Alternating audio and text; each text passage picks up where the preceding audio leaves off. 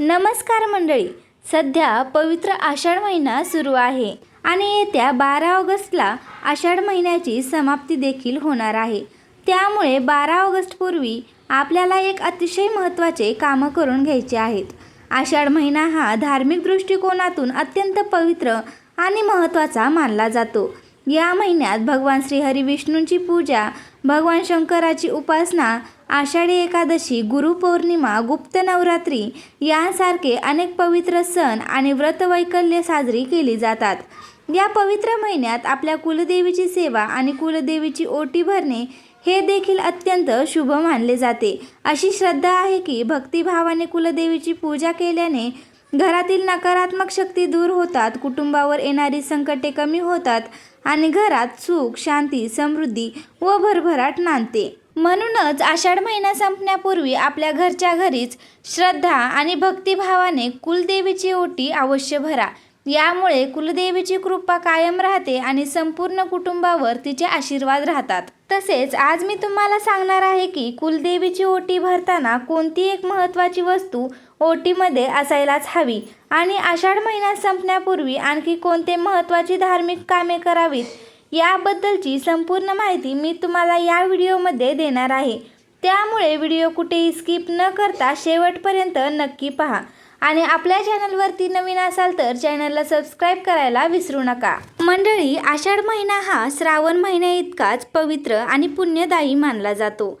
या महिन्यात देवशयनी एकादशी येते आणि याच दिवसापासून चातुर्मासाला सुरुवात होते. चातुर्मासाचा हा काळ अत्यंत शुभ मानला जातो. या काळात आपण केलेली पूजा, जप, दान, व्रत आणि सेवा यांचे पुण्य अनेक पटींनी वाढते अशी श्रद्धा आहे. याच आषाढ महिन्यात आपल्या कुलदेवीची ओटी भरण्यालाही विशेष महत्त्व दिले जाते. कारण आपली कुलदेवी आपल्या घराचे, कुटुंबाचे आणि संपूर्ण कुलाचे रक्षण करणारी अधिष्ठात्री देवता मानली जाते. कुलदेवीच्या कृपेने घरात सुख, शांती, समृद्धी आणि सकारात्मक ऊर्जा कायम राहते. तसेच अनेक संकटापासून कुटुंबाचे रक्षण होते. म्हणूनच ज्यांना कुलदेवता स्त्री रूपात आहे त्यांनी आषाढ महिना संपण्यापूर्वी आपल्या कुलदेवीची ओटी अवश्य भरावी. ही ओटी तुम्ही घरातच भरू शकता. तुमच्या घरात कुलदेवीचा टाक, मूर्ती किंवा फोटो असेल तर त्यासमोर विधीपूर्वक आणि श्रद्धेने तुम्हाला ओटी भरायची आहे. आषाढ महिना हा भगवान विष्णूंच्या उपासनेसाठी जितका महत्त्वाचा आहे ना, तितकाच तो आदिशक्तीच्या उपासनेसाठीही महत्त्वाचा मानला जातो. या महिन्यात गुप्त नवरात्री साजरी केली जाते. तसेच अनेक ठिकाणी कुलदेवीच्या नावाने सुवासिनी भोजन किंवा सवाष्ण पूजन करण्याचीही परंपरा आहे. कुलदेवीची कृपा कुटुंबावर राहावी, घरात मंगलमय वातावरण राहावे आणि सर्वांवर तिचे संरक्षण राहावे या श्रद्धेने हे धार्मिक कार्य केले जाते. याशिवाय आषाढ महिन्यातील प्रत्येक मंगळवारी अनेक सुवासिनी महिला श्रद्धेने व्रत करतात. आपल्या घरात सुख, सौभाग्य, आरोग्य आणि लक्ष्मीचा स्थिर वास राहावा या भावनेने हे व्रत केले जाते. त्यामुळे आषाढ महिना हा भक्ती, साधना आणि कुलदेवीच्या सेवेसाठी अत्यंत पवित्र मानला जातो. हे व्रत भक्तिभावाने केल्याने घरात सुख, सौभाग्य आणि समृद्धी नांदते. तसेच मुलाबाळांच्या आरोग्य, प्रगती आणि कल्याणासाठी कुलदेवीचा आशीर्वाद लाभतो. म्हणूनच अनेक सुवासिनी महिला आषाढ महिन्यात हे व्रत श्रद्धेने करतात आणि म्हणूनच आषाढ महिन्यामध्ये आपल्या कुलदेवीची विशेष सेवा करणे अत्यंत शुभ मानले जाते. या महिन्यात आपला कुलाचार, कुलधर्माचे पालन करावे आणि आपल्या परंपरेत श्रद्धा आहे त्यामुळे आषाढ महिन्यात कुलदेवीची ओटी भरण्याला विशेष महत्त्व द्यावे. आता प्रश्न असा पडतो की कुलदेवीची ओटी का भरायची? तर अशी श्रद्धा आहे की कुलदेवी आपल्या घराचे, कुटुंबाचे आणि आपल्या संपूर्ण कुलाचे रक्षण करते. तिच्या कृपेने घरावर येणारी संकटे दूर राहतात आणि तसेच घरात सुख, शांती, धनधान्य, आरोग्य आणि समृद्धी कायम राहते. या भावनेने कुलदेवीची ओटी आपल्याला भरायची असते. अनेक वेळा काही लोकांना स्वतःची कुलदेवी कोणती आहे हेच माहिती नसते. त्यामुळे आपल्या घरातील कुलदेवता कोण आहे हे प्रत्येकाने जाणून घेण्याचा प्रयत्न करावा. अनेक आध्यात्मिक परंपरांमध्ये वर्षातून किमान एकदा तरी आपल्या कुलदेवीच्या मूळ स्थानाला जाऊन दर्शन घेणे आणि ओटी भरणे हे शुभ मानले जाते. परंतु काही जणांना ते शक्य होत नसेल तर श्रद्धेने आपल्या घरच्या घरीही कुलदेवीची ओटी तुम्ही भरू शकता.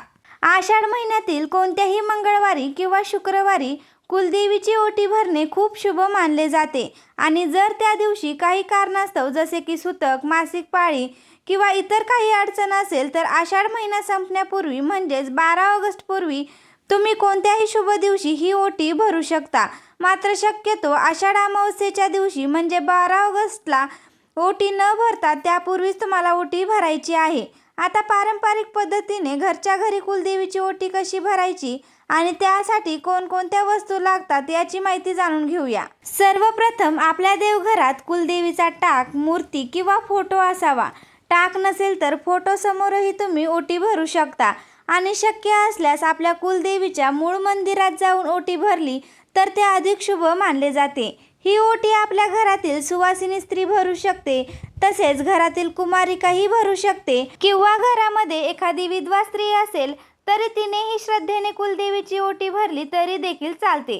कारण देवाच्या भक्तीमध्ये कोणताही भेदभाव नसतो. त्यामुळे मनामध्ये कोणतीही शंका न आणता प्रत्येक स्त्री आपल्या श्रद्धेनुसार आणि भक्तिभावाने कुलदेवीची ओटी भरू शकते. आता ओटी भरण्यापूर्वीची तयारी कशी करायची ते पाहूया. सर्वप्रथम तुमच्या देवघरामध्ये कुलदेवीचा टाक, मूर्ती किंवा फोटो असेल तर तो स्वच्छ करावा. त्यानंतर एक स्वच्छ पाट ठेवून त्यावर कुलदेवीचा टाक, मूर्ती किंवा फोटो प्रतिष्ठित करावा. यानंतर कुलदेवीला हळदी, कुंकू आणि अक्षता अर्पण कराव्यात. एक तुपाचा किंवा तेलाचा दिवा लावावा. धूप, अगरबत्ती दाखवावी आणि उपलब्ध असल्यास फुले अर्पण करावीत. त्यानंतर भक्तिभावाने कुलदेवीची ओटी भरण्यास सुरुवात करावी. पारंपरिक पद्धतीनुसार कुलदेवीची ओटी खण आणि नारळाने भरली जाते. ओटीसाठी घेतलेला नारळ पाण्याचा असावा. तसेच खण, साडी किंवा ब्लाऊज पीस यापैकी जे शक्य असेल ते घ्यावे. शक्य असल्यास नऊवारी साडी अर्पण करणे खूप शुभ मानले जाते. ते शक्य नसेल तर एक 6वारी साडी किंवा ब्लाऊज पीसही तुम्ही अर्पण करू शकता. साडी किंवा ब्लाऊज पीस शक्यतो सुती किंवा रेशमी असावा. पारंपरिक श्रद्धेनुसार या वस्त्रामध्ये सात्विकता अधिक असल्याचे मानले जाते. आता एक स्वच्छ ताट घ्यावे. त्या ताटामध्ये साडी, खण किंवा ब्लाऊज पीस ठेवावा. त्यावर पाण्याचा नारळ ठेवावा. नारळाची शेंडी देवीच्या दिशेने राहील याची काळजी आपल्याला घ्यायची आहे. त्यासोबतच थोडे तांदूळ, एक हळकुंड, एक खारीक, एक बदाम, एक सुपारी आणि 1 रुपयाचे एक नाणं ठेवायचं आहे. याशिवाय शक्य असल्यास सौभाग्याचे साहित्यही तुम्हाला ओटीमध्ये ठेवायचे आहे. जसे की बांगड्या, कुंकू, सिंदूर, कंगवा, बिंदी, मंगळसूत्र तसेच इतर सौभाग्यदर्शक वस्तू आपल्याला त्यामध्ये ठेवायच्या आहेत. या वस्तू श्रद्धेने अर्पण केल्याने कुलदेवीचा मान सन्मान केल्याचे मानले जाते. आणि त्यासोबतच शक्य असल्यास गजरा सुद्धा अवश्य घ्या. गजरा उपलब्ध नसेल तर गुलाबाचे फूल किंवा इतर कोणतेही सुगंधी फूल तुम्ही देवीला अर्पण करू शकता. या सर्व वस्तू एका स्टीलच्या ताटामध्ये ठेवायच्या आहेत. प्लास्टिकच्या ताटात किंवा भांड्याचा वापर करू नका. त्यानंतर ते ताट दोन्ही हातांनी धरून आपल्या छातीसमोर ठेवायचे आहे आणि देवीसमोर उभे राहायचे आहे. आता मनोभावे कुलदेवीला प्रार्थना करायची आहे. हे आई, मला तुझ्या मूळ स्थानाला येऊन तुझी ओटी भरणे शक्य झालं नाही, म्हणून मी घरच्या घरी भक्तिभावाने तुझी ओटी भरत आहे. माझी ही सेवा स्वीकार कर. आमच्या संपूर्ण कुटुंबावर तुझी कृपादृष्टी सदैव राहू दे. घरात सुख, शांती, समृद्धी, आरोग्य आणि धनधान्याची कमतरता कधीही भासू देऊ नको. अशी प्रार्थना करून ओटी देवीच्या मस्तकाला स्पर्श करून तिच्या चरणाशी अर्पण करायची आहे. यानंतर एका वाटीमध्ये थोडेसे तांदूळ घ्यायचे आहेत. दोन्ही हातात थोडे तांदूळ घेऊन ते देवीच्या मस्तकाला स्पर्श करावेत आणि ओटीवर अर्पण करावेत. अशा प्रकारे 5 वेळा तांदूळ अर्पण करायचे आहेत. अशी श्रद्धा आहे की यामुळे देवी तत्वाचे स्मरण अधिक भावपूर्ण होते. तसेच आपल्या कुलपरंपरेत प्रथा असल्यास तांबूल देखील आपल्याला अर्पण करायचे आहे. पानाच्या दुकानात पूजेसाठी तांबूल असे सांगितल्यास तुम्हाला ते तांबूल तयार करून देतात. ते कुलदेवीला भक्तिभावाने अर्पण करायचे आहे. आणखी एक महत्त्वाची गोष्ट लक्षात ठेवा. कुलदेवीची ओटी भरण्यासाठी लागणाऱ्या सर्व वस्तू शक्यतो स्वतःच्या कष्टाच्या कमाईतून किंवा स्वखर्चाने आपल्याला घ्यायच्या आहेत, अशी परंपरा आहे. साडी, खण, नारळ किंवा इतर पूजेचे साहित्य स्वतः विकत घेऊन अर्पण करायचे आहे. हे अधिक शुभ मानले जाते. तसेच बघा, ओटीसाठी वापरण्यात येणारी साडी किंवा खण, ब्लाऊज पीस शक्यतो काळ्या किंवा निळ्या रंगाचा नसावा. आपल्याला लाल, पिवळा, हिरवा, केशरी, गुलाबी यासारखे शुभ रंग आपल्याला वापरायचे आहेत. आता बघा, ओटी भरून झाल्यानंतर त्या ओटीचे काय करायचे. जर काही दिवसांमध्ये तुम्ही तुमच्या कुलदेवीच्या मूळ मंदिरात जाणार असाल तर ही ओटी व्यवस्थित जपून ठेवावी आणि मंदिरात जाताना ती सोबत घेऊन जाऊन कुलदेवीच्या चरणाशी अर्पण करावी. परंतु जर तुम्हाला शक्य नसेल तर घरच्या घरी अर्पण केलेल्या ओटीतील साडी किंवा खण तुम्ही स्वतः परिधान करू शकता. नारळाचा प्रसाद करून घरातील सर्वांना भक्तिभावाने ग्रहण करायला द्या. ओटीमध्ये ठेवलेले तांदूळ भात करून प्रसाद म्हणून घरात वापरावेत. तसेच ओटीमध्ये ठेवलेल्या सौभाग्याच्या वस्तू तुम्ही स्वतः वापरू शकता आणि जर त्या वस्तू तुम्हाला स्वतःला वापरायच्या नसतील तर एखाद्या सुवासिनीला घरी बोलून तिची ओटी भरावी आणि कुलदेवीला अर्पण केलेल्या त्या सर्व वस्तू तिच्या ओटीमध्ये देऊन तिचा मान सन्मान करावा. अशा प्रकारे आषाढ महिना संपण्यापूर्वी तुम्हाला श्रद्धा आणि भक्तिभावाने आपल्या कुलदेवीची ओटी अवश्य भरायची आहे. अशी श्रद्धा आहे की कुलदेवीची मनोभावे सेवा केल्याने तिची कृपा आपल्या कुटुंबावर कायम राहते. याचबरोबर आपल्या घरच्या परंपरेनुसार आषाढ महिन्यात सवाष्ण पूजन आणि सवाष्ण भोजन करण्याची ही प्रथा आहे.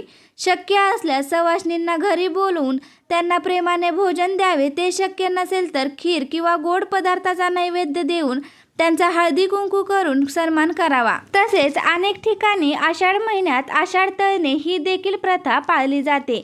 आपल्या कुलदेवीला नैवेद्य दाखवून तळलेल्या पदार्थाचा प्रसाद अर्पण केला जातो.